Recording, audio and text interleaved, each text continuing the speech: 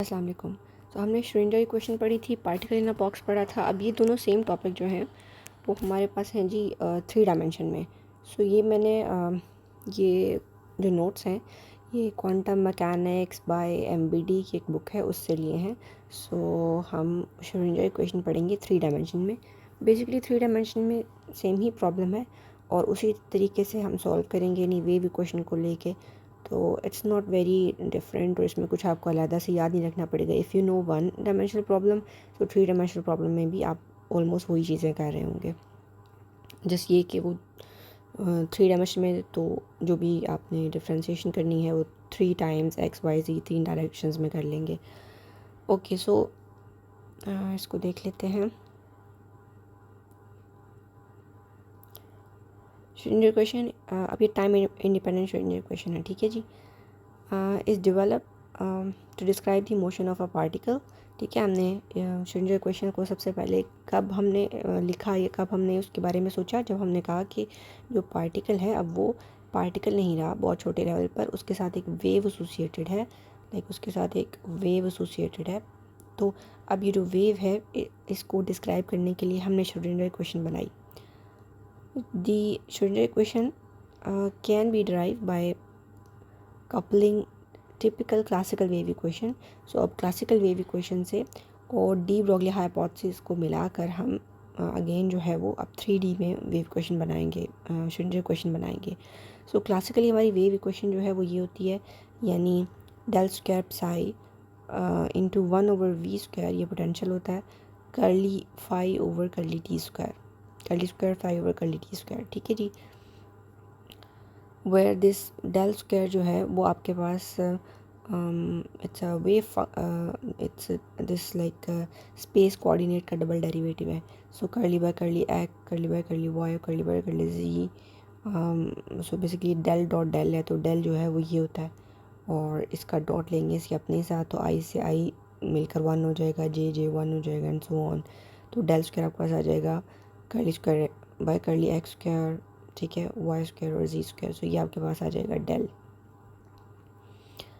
अब classical wave equation को इसका मतलब है हम डेल स्क्वायर के साथ यूँ लिख सकते हैं, ठीक है जी। अब ये डेल स्क्वायर की वैल्यू हमने पुट कर दी, तो चूँकि आपके पास फाई था वो सारा फाई सब के साथ आ गए। Consider a single particle having mass m moving with velocity v in a field of force in which the potential is this v naught. The kinetic energy of the particle is half mv square and the total energy of the system is given as, so the total energy will be the sum of kinetic plus potential energy, ठीक है। So the total energy is half mv square plus v naught और यहाँ से आपके पास e minus v naught, यहाँ से आप basically M we को इन मोमेंटम को सेपरेट कर लें ताकि उसको हम डी ब्रोगली हाइपोथेसिस में पुट कर सकें। सो यहाँ से एम वी अगर हम सेपरेट करते हैं, 2 को उधर ले जाएं, एम को मल्टीप्लाई कर देंगे दोनों साइड पर ताकि इधर एम स्क्वायर वी स्क्वायर बन जाए और फिर एम वी निकालने के लिए इधर रूट ले लेंगे। सो यहाँ से हमारे पास डी ब्रोगली हाइपोथेसिस में इधर एच ओवर पी यानी कि मोमेंटम होता है पार्टिकल का। सो यहाँ पे आप मोमेंटम ये वाला पुट कर दीजिए, तो ये आ गया आपके पास लेमडा। और फर्दर डाउन अगर आप इसको lambda equals we over F भी होता है, सो वी ओवर एफ लिखे तो वो इसकी इक्वल आ जाएगा और V square over F square is square of these and then simply आपका जो एफ स्क्वायर है वो उधर चला जाएगा, तो ये 1/v² इसकी इक्वल आ जाएगा। The material particle when travel it behaves as wave. In general, only those wave functions are associated with moving particle that are harmonic in time. तो अगर आपके पास मतलब ऐसा नहीं है कि हम एक रुके हुए पार्टिकल को हम कहते हैं, वैसे तो आप हमें पता है कि कोई पार्टिकल उसमें फ्लक्चुएशंस होती हैं यानी वो एब्सोल्युटली स्टिल नहीं होता, बट फिर भी हम स्टिल पार्टिकल के साथ वेव एसोसिएट नहीं करते, हम उस पार्टिकल के साथ वेव एसोसिएट करते हैं जो कि मूव कर रहा हो, क्योंकि डी ब्रोगली हाइपोथेसिस ये था कि lambda is equal to H over M V. You have velocity, then you have wavelength. So a wavelength is associated with that particle that is moving with some velocity. सही है। अब ऐसा particle जो with some velocity move कर रहा होगा उसके साथ जो हम वेव एसोसिएट करेंगे कहता है वो हार्मोनिक होती है, ठीक है। हार्मोनिक वेव ऐसी वेव है या आप कह लो कि वो खुद को अपने आप को रिपीट कर रही है ओवर आफ्टर सम टाइम ना, तो जैसे साइन है, जैसे कॉज है, तो ये हार्मोनिक फंक्शन है। सो ये अपने आप को रिपीट करते हैं। इवन दो अगर आप पार्टिकल के बारे में आप ये कहते हो कि पार्टिकल की जो वेव है वो कंटिन्यूस नहीं होती इस तरह, बल्कि वो एक वेव पैकेट होता है, लेट्स से वो इस तरह का एक वेव पैकेट होता है। अगर आप ये कहते हो कि हार्मोनिक नहीं है तो ऐसा नहीं है, हार्मोनिक ये तब भी है क्योंकि एक वेव पैकेट जो है वो बहुत सारी सुपरपोजिशन ऑफ हार्मोनिक फंक्शन से ही बना होता है। ठीक है, तो इस बात को याद रखें कि आपका जो वेव है वो एक हार्मोनिक फंक्शन होगी पार्टिकल के साथ जो एसोसिएटेड वेव है। सो we can represent it in sine and cos. So the combined function of sine and cos जो है उसको हम इस तरह लिख सकते हैं, e to the power iota omega t, this is equal to sine of t plus iota omega sine of omega t plus iota cos of omega t। ठीक है, ये इसको combine इस तरह लिख सकते हैं। the wave function psi which is combination of space coordinate and time coordinate, so उसको हम ऐसे लिख सकते हैं। सो अब हमारे पास फाई जो है वो वेव फंक्शन है पार्टिकल का। ठीक है, और ये साई जो है वो उसकी स्पेस डिपेंडेंस है। ठीक है, और हमें स्पेस डिपेंडेंस का नहीं पता कि वो उसका एग्जैक्ट क्या है, बट हम एक फ़ंक्शन लिख रहे हैं कि जी ये स्पेस डिपेंडेंस है, प्लस उसकी टाइम डिपेंडेंस जो है वो इस हार्मोनिक जो हमने फंक्शन लिखा था उससे आ जाएगी।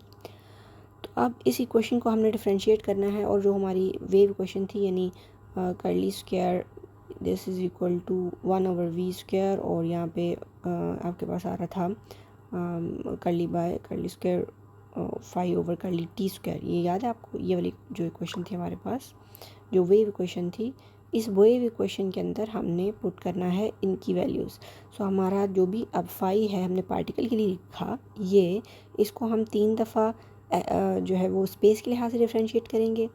ठीक है, 2 टाइम्स, और इसी तरह हम एक दफ़ा टाइम के लिहाज से 2 टाइम्स डिफ्रेंशिएट करेंगे। तो टाइम के लिहाज से डिफ्रेंशिएट करें तो ये आपके पास कांस्टेंट होगा टाइम के लिहाज से, इसका डेरिवेटिव आ जाएगा आयोटा ओमेगा का स्क्वायर। ठीक है, 2 टाइम्स चुके किया हमने, और यहाँ से ये आपके पास ये और ये सारी चीज़ जो है वो अगेन ये बन गया ना, 5 बन गया।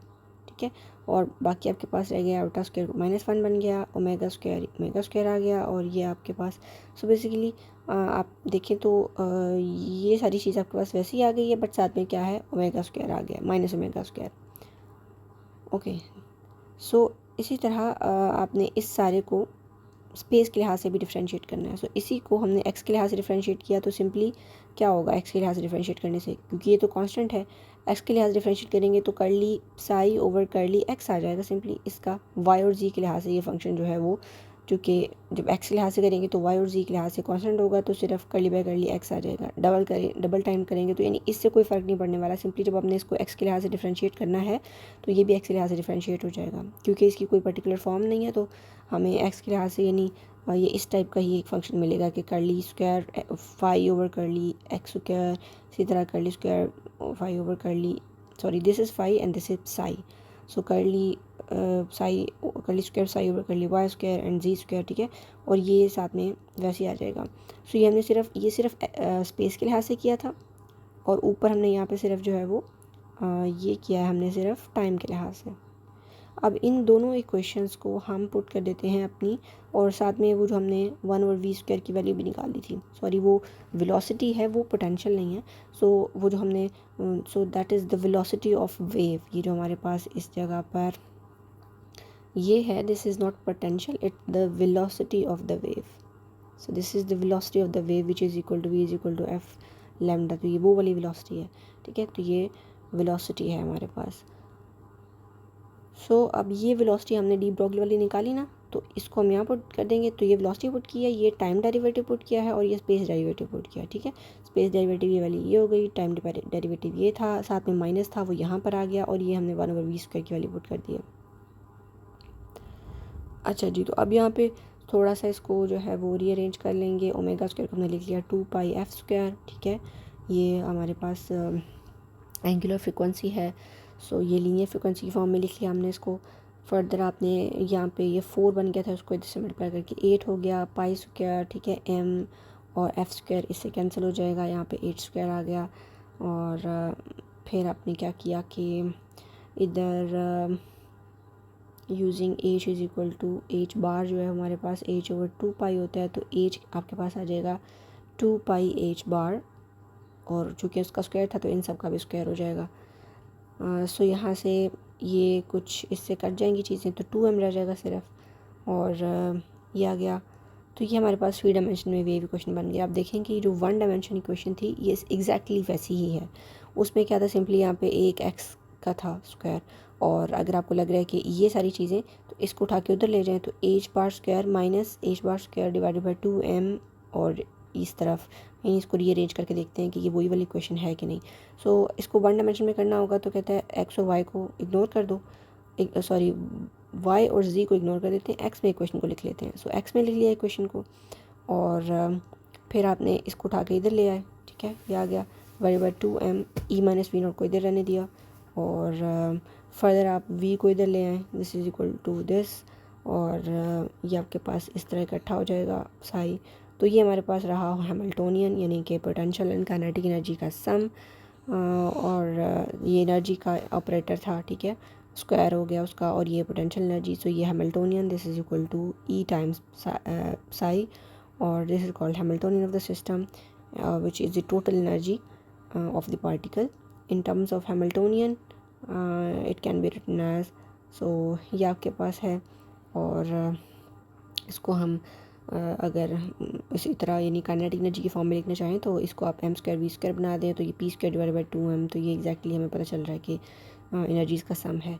सो ये हमारे पास 1 डायमेंशनल इक्वेशन है। तो हमने 1 डायमेंशनल इक्वेशन जो पढ़ी थी वो एग्जैक्टली यही थी। सो 3 डायमेंशन में भी जस्ट ये कि साई स्क्वायर, ये जो सॉरी एच बार स्क्वायर है वो इस तरफ लिखा हुआ है, ये थोड़ा सा रीअरेंज करें तो ये आपको एग्जैक्टली वही फॉर्म है इक्वेशन की जो हमने पहले पढ़ी हुई है। अब हम आ जाते हैं जी पार्टिकल इन अ बॉक्स में। अब particle in a box 1 dimension में पढ़ा था, 3 डायमेंशन में भी सिमिलर टाइप ऑफ सोल्यूशन आपके पास होगा।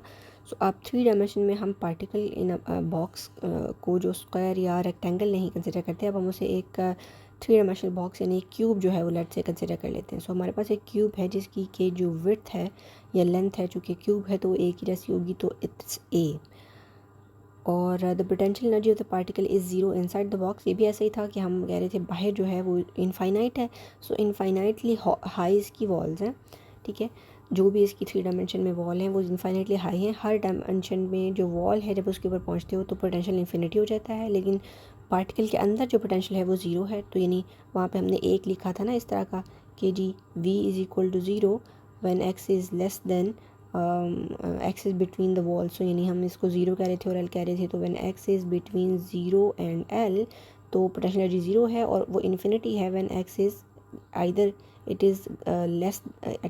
इज़ लेस देन ज़ीरो और ग्रेटर देन एल, ठीक है, so equal and greater than l.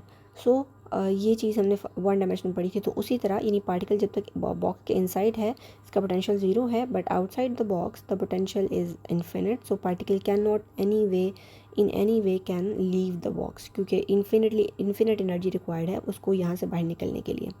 सो अब यहाँ पे जो पोटेंशियल होगा वो simply potential of all the direction जो है उसका सम होगा, V X V Y V Z, और ये कंडीशन हमने लिखी कि जी वी एक्स जो है वो ज़ीरो है इफ़ एक्स इज़ इनसाइड, ठीक है, बिटवीन ज़ीरो टू ए अगर एक्स है, और अगर एक्स ज़ीरो से कम या ए से ज़्यादा है इन्हें, अदरवाइज़ कोई भी कंडीशन में वी एक्स जो है वो इन्फिनिटी है। सिमिलरली वाई और जी के लिए भी सेम ट्रू है। अब time independent Schrodinger equation 3 dimension में हम लिखेंगे, that is Hamiltonian of psi is equal to E psi. So H bar square 2m, और यहाँ पे 3 डायमेंशन इक्वेशन में ये आपके पास del square psi plus v naught और equals to E psi, where this v naught of x is infinity when particle is outside the box, ठीक है। सो जब आप ये अंदर पुट करते हैं तो आपके पास आ जाता है कि अब आपके पास जो ये पोटेंशियल है वो इन्फिनिट आ रहा है। This equation is only satisfied when psi is equal to zero. This means that particle can not found at all outside the box. कहते हैं कि ये इक्वेशन जो है ऐसा नहीं हो सकता कि ये इक्वेशन इसके मतलब ये इसकी क्वालिटी सेटिस्फाई नहीं हो सकती अनटिल कि आप का जो साई है वो ज़ीरो हो, क्योंकि आपने पोटेंशियल जो है इन्फिनिट पुट कर दिया है, तो इन्फिनिटी के साथ जब ज़ीरो मल्टीप्लाई करेंगे तभी यहाँ पे ज़ीरो आएगा ना, तो ये आपके पास ई है तो ई इसके बराबर होगा। यानी इन अदर वर्ड्स हम जब साई को ज़ीरो पुट करें तो हर जगह साई को ज़ीरो पुट करेंगे, तो जब तक हम साई को ज़ीरो पुट नहीं करेंगे ज़ीरो इक्वल ज़ीरो नहीं आएगा। So whenever you have infinite in outside the well है आपका आउटसाइड द बॉक्स है हमारा जो पार्टिकल है तो उसकी जो पोटेंशियल एनर्जी है वो ज़ीरो, उसकी जो पोटेंशियल है वो इन्फिनिट होगा और वहाँ पे वो नहीं पाया जा सकता, सिंस देयरफॉर उसका वहाँ पे वेव फंक्शन जो है वो ज़ीरो होगा चूँकि वहाँ नहीं पाया जा सकता, ठीक है ना। The question is only so the put V of naught X equal zero one particle is inside the box. तो अब हम ये है आउटसाइड के लिए, तो ये आउटसाइड के लिए हमने इसको सॉल्व कर दिया कि भाई उसके लिए तो ये क्वेश्चन वैसे ही ज़ीरो हो जाएगी कि साई जो है चूँकि ज़ीरो है। अब इनसाइड द बॉक्स जो है वो हम कंसिडर करते हैं अपनी क्वेश्चन को। तो इनसाइड द बॉक्स चूँकि हमने कहा है कि पोटेंशियल ज़ीरो है तो हम उसको परमानेंटली अपनी क्वेश्चन में ज़ीरो पुट कर देते हैं। तो अब यहाँ पे ज़ीरो पुट कर दिया तो हमारे पास रेस्ट ऑफ द इक्वेशन जो है वो ये रह जाती है। ठीक हो गया। सो इसमें से ई को उठा के इधर ले आएँ। अब हम क्या करेंगे, अब हमने क्या किया कि ये हमारे पास वेव फंक्शन है और ये हमने कहा कि हम ये सपोज़ कर रहे हैं और कि जो भी एक्स डायरेक्शन में मोशन है, सो ये हमने कहा वेव फंक्शन जो है वो लेट्स से हम इसको सॉल्व करते हैं सेपरेशन ऑफ वेरिएबल से। तो अब एक्स डायरेक्शन, वाई डायरेक्शन में और जी डायरेक्शन में हमने अलग अलग उसके फंक्शन लिख लिए कि वेव फंक्शन जो है वो it is F of X times F of Y times F of Z, that is in X Y और जी डायरेक्शन में ये तीनों डायरेक्शन जो है वो आपस में एक दूसरे के ऊपर डिपेंडेंट नहीं है और हमारा वेव फंक्शन जो है वो सेपरेटली इन तीनों डायरेक्शन में लिखा जा सकता है। सो अगर ये ट्रू है तो फिर हम इस वेव फंक्शन को यहाँ पुट करते हैं। तो क्या होगा कि जब मैं इसको एक्स के लिहाज से डिफ्रेंशिएट करूँगी तो सिर्फ एफ ऑफ एक्स को डिफ्रेंशिएट करना पड़ेगा, वाई और जी उसके लिहाज से कांस्टेंट होंगे तो वो साथ में वैसे ही आ जाएंगे, ये आ गया। इसी तरह जब वाई के लिहाज से करूँगी तो एफ एक्स और जी आ जाएंगे, वाई के लिहाज से डिफरेंशियल आ जाएगा एंड सिमिलरली फॉर जी। और इसी तरह अब यहाँ पे हमारे पास तीनों चूँकि हम वेव फंक्शन को लिख रहे हैं इसके इक्वल, तो हम ये सारा जो है इसको इससे मल्टीप्लाई कर देंगे। और अब क्या किया हमने कि ये हमारे पास है, इस सारे को हम वेव फंक्शन यानी इससे डिवाइड कर देंगे, ठीक है। सो डिवाइडिंग बाय दिस, आप जब इसको डिवाइड करेंगे तो इसमें ये दोनों कैंसिल हो गए और 1/f(x) आ जाएगा, ठीक है। यानी इस पूरी इक्वेशन को हमने इन से डिवाइड किया है हर एक टर्म को। पहली टर्म को किया तो ये दोनों कैंसिल हो गए, f(x) आ गया। दूसरी टर्म को किया तो ये दोनों कैंसिल हो गए, f(y) आ गया, सही है। तो ये आ गया और f(z) आ गया। और जब इसके साथ डिवाइड किया तो ज़ाहिर है तीनों कैंसिल हो गए। अब ई को उठा के उधर ले जाए, ई भी उसी तरह से मिररली, यानी ई जो है वो भी एक्स वाई जी पे डिपेंड कर रहा होगा। तो मतलब अगर आपके पास एक इक्वेशन है जिसमें कि तीन टर्म्स हैं और तीनों जो है वो डिफरेंट वेरिएबल पे डिपेंड कर रही हैं, तो इसका मतलब है कि ये तीनों कुछ डिफरेंट कांस्टेंट्स के इक्वल है ना। तो मतलब मैं ये कह सकती हूँ कि ई जो है वो एनर्जी है, कांस्टेंट है, ठीक है, यहाँ पे एक्स वाई जी के लिहाज से। तो मैं इसको भी एक्स वाई जी के लिहाज की तरह तीनों डायरेक्शंस में लिख सकती हूँ। तो मतलब मेरा जो एक्स कंपोनेंट है वो सिर्फ ई एक्स, चूँकि ये सारे सेपरेशन ऑफ वेरिएबल हैं से सॉल्व हुए हैं और ये तीनों एक दूसरे पर डिपेंड नहीं करते एक्स वाई जी, तो मैं कह सकती हूँ कि जो एक्स वाली पार्ट है क्वेश्चन का वो सिर्फ ई एक्स पे डिपेंड कर रहा है या वो ई एक्स के साथ इक्वेट करता है। इसी तरह वाई वाला पार्ट सिर्फ ई वाई के साथ और जी वाला पार्ट सिर्फ ई जी के साथ। और अब देखो ये वही क्वेश्चन बन गई, ये वाली क्वेश्चन हमने सॉल्व की है। अगर आप ई एक्स को इग्नोर कर दो तो ये क्वेश्चन हमने सॉल्व की हुई है। इसको हम दोबारा सारा सही से लिखते हैं। तो करली यहाँ पे सिंपली सिर्फ एफ है, सही नहीं है। करली स्क्वायर एफ और करली x square 2m e h bar square F x, इसको हमने सॉल्व किया हुआ है। हमने कहा था के स्क्वायर जो है उसको लिख लेते हैं 2m e/h बार स्क्वायर, ठीक है। और फिर हमने यहाँ पे इसको लिखा और फिर हमने कहा इसका जनरल सोल्यूशन लिखा कॉज और साइन की फॉर्म में।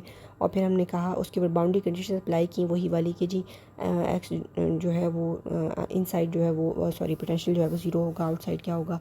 तो हमने वो आपने वहाँ से सारा कर लेना है। सो हमने ये 3 इक्वेशंस आ गई, तीनों इक्वेशन में हमने उसी तरह बाउंड्री कंडीशन अप्लाई की, सॉल्यूशन लिखा, बाउंड्री कंडीशन अप्लाई की। हमने देखा कि कॉज ज़ीरो हो जाता है लेकिन साइन एग्जिस्ट करता है, ठीक है। कॉज का जो था ऊपर वो जो कॉफिशेंट था वो ज़ीरो हो रहा था, ठीक है। तो ये आपने वहाँ से याद कर लेना है और उसको यहाँ पे 2-3 स्टेप्स में लिख लेना है।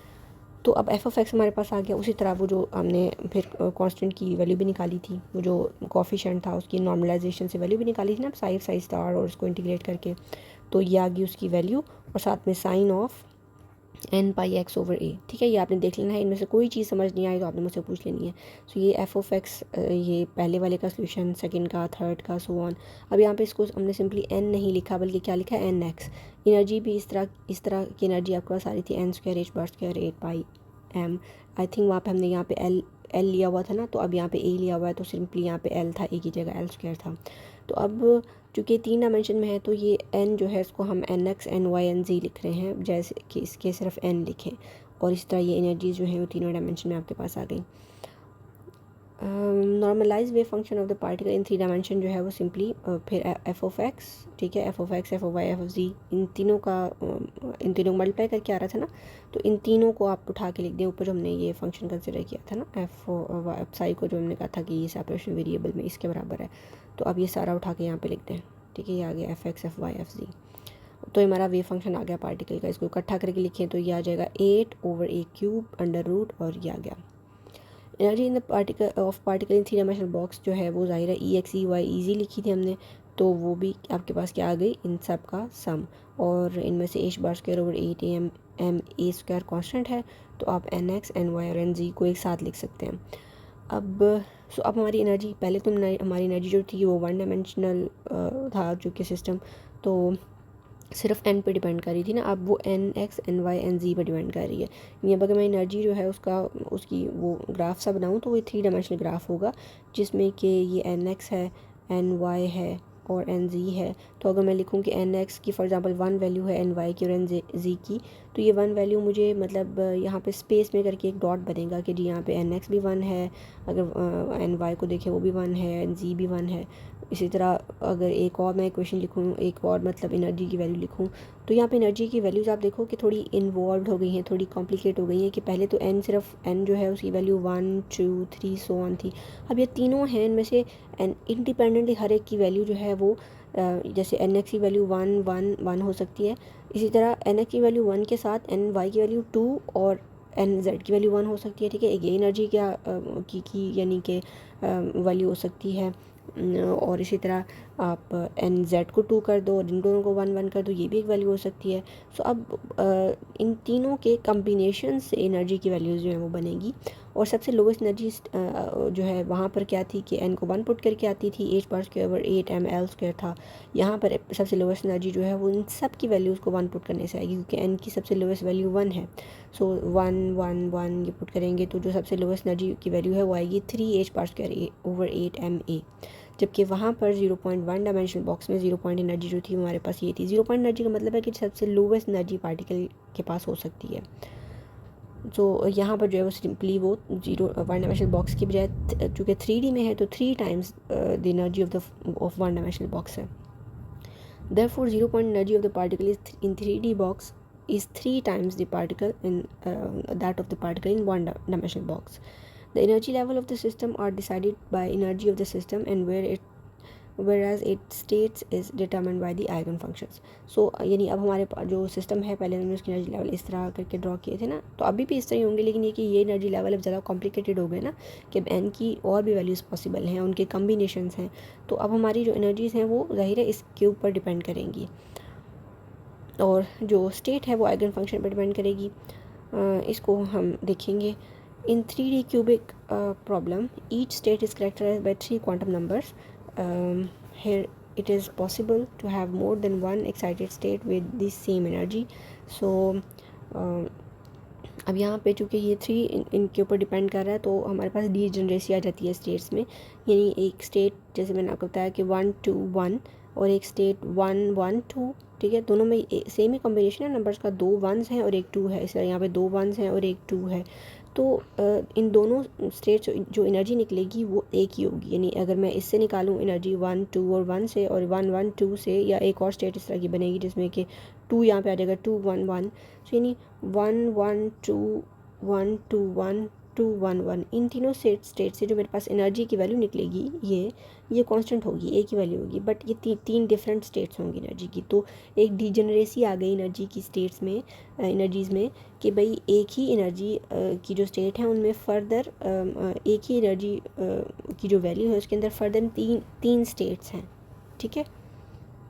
Hence it is possible to have more than one excited state with same energy, ठीक है। जैसे हमने आगे 3 स्टेट्स हैं और तीनों की एनर्जी जो है वो सेम है। इसको हम कहते हैं जी डीजनरेसी ऑफ एनर्जी लेवल, ठीक है।